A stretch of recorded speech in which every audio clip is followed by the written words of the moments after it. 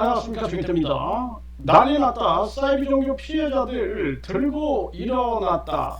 네, 지금 대한민국은 사이비의 나라다. 네, 종교 범죄 천국이다. 네, 이렇게 얘기를 하고 있고요.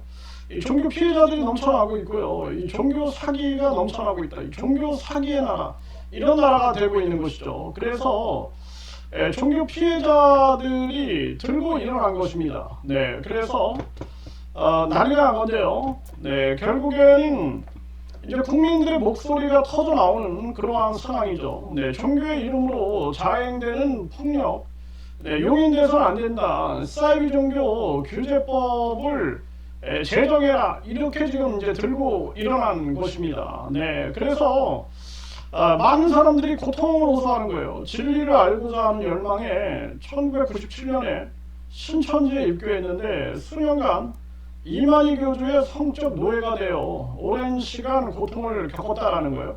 신천지의 성폭력, 교리 세뇌, 사회 단절로 인한 정신적 트라우마는 단순한 과거의 일이 아닌 지금도 저를 괴롭히는 현실입니다.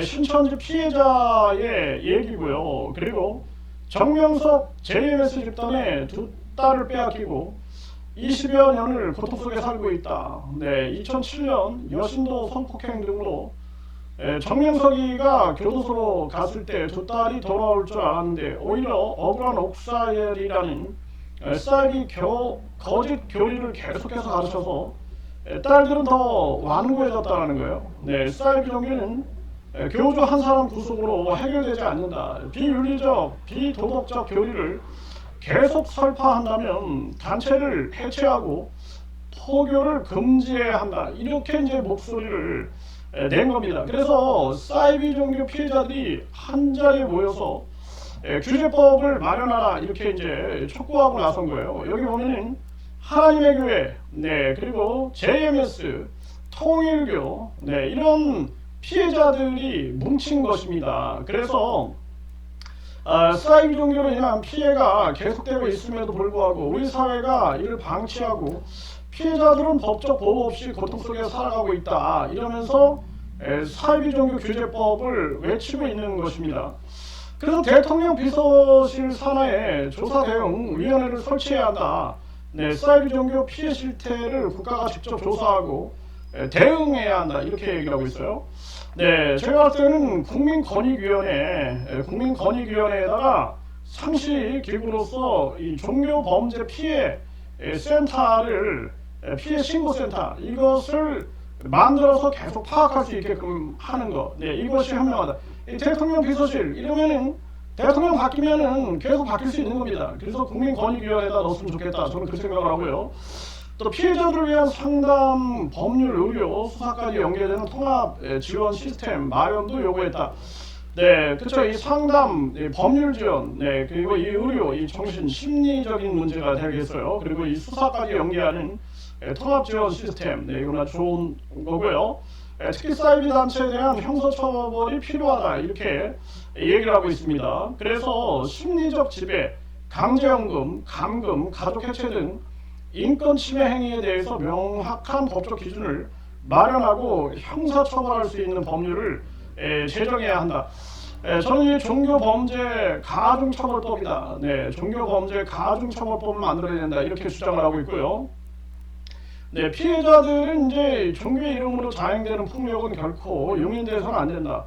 형법 관련 법률 개정에 피해자 보호와 가해자 처벌이 동시에 이루어져야 한다. 네, 이건 아주 중요한 얘기입니다. 그리고 종교의 자유가 있더라도 국가의 안전보장과 공공성을 해친다면 제한할 수 있다. 이거 헌법에는 이렇게 얘기를 하고 있는 거죠. 37조에 따르면 종교의 자유가 있더라도 국가의 안전보장과 공공성을 해친다면 제한할 수 있다.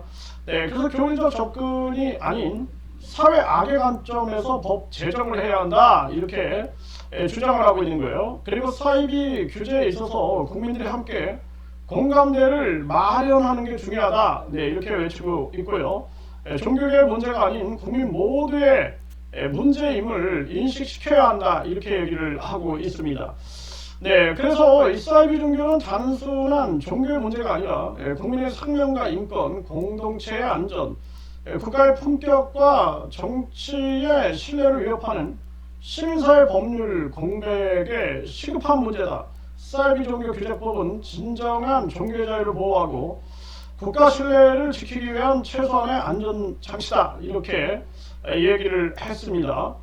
네, 그리고 이제 사이비 종교 단체의 장애 얘기고요. 그리고 이제 한 의원인 건강한 사회를 위해 역할을 해야 하는 종교가 오히려 인권을 무시하고 범죄를 저지르며 사회 무리를 일으키는 일이 반복되고 있지만 이에 대한 사회적 노력이 부족했다. 네, 피해자들의 목소리를 경청하고 적극 대응할 수 있는 방법을 찾아보겠다. 이렇게 얘기를 했다라는 건데요. 저는 또 그렇게 생각을 합니다. 이게 이제 사이비 종교 규제법이다 그러면은 논란이 많을 거예요. 논란이. 어디가 정통이고 어디가 사이비냐. 그리고 개신교는 잘하고 있냐. 저 정강훈이 봐라. 네, 그리고 또 이 극우 개신교 목사들 봐라. 이러면서 난리가 날 수 있다는 것입니다. 그렇기 때문에 사이비 종교 규제법이라고 하기보다는 종교범죄 가중처벌법, 종교를 이용해서 범죄를 저지를 경우에는 뭐 2배, 3배, 4배, 5배 네, 이런 식으로 각각 이 범죄의 중대성을 따져가지고 2배, 3배, 4배, 5배까지 처벌할 수 있는 그런 종교범죄 가중처벌법이 필요하다. 이 사이비 종교다 그러면 어디까지가 정통이고 어디까지가 사이비냐, 이 종교의 자유 문제 뭐 이런 거에 논란이 있고 결국에는 그것 때문에 많은 사람들한테 공감을 못 얻을 수 있어요. 그리고 지금 이 모임이 보니까 이 개신교 중심으로 이루어지고 있는 것 같아요. 개신교 중심으로. 네, 그런데 그러다 보니까 개신교는 잘하고 있냐? 이 개신교도 그냥 썩어빠진 목사들이 넘쳐나고 있고, 네, 그리고 불교도 썩어빠진 성녀들이 많죠. 네, 거기에다가 천주교는 문제가 없냐? 드러내지 않아서 그렇지 천주교에도 문제가 있지 않느냐? 이런 얘기가 나오는 거예요. 그래서 중요한 것은 많은 국민들에게 공감을 얻기 위해서는 사이비 종교 규제법 이러면 반발이 생기는 거예요. 어디까지가 정통이고 어디가 사이비냐, 사이비 아닌 게 어디냐 지금 이런 얘기를 하게 되는데, 그래서 종교범죄 가중처벌법 네, 이렇게 하면은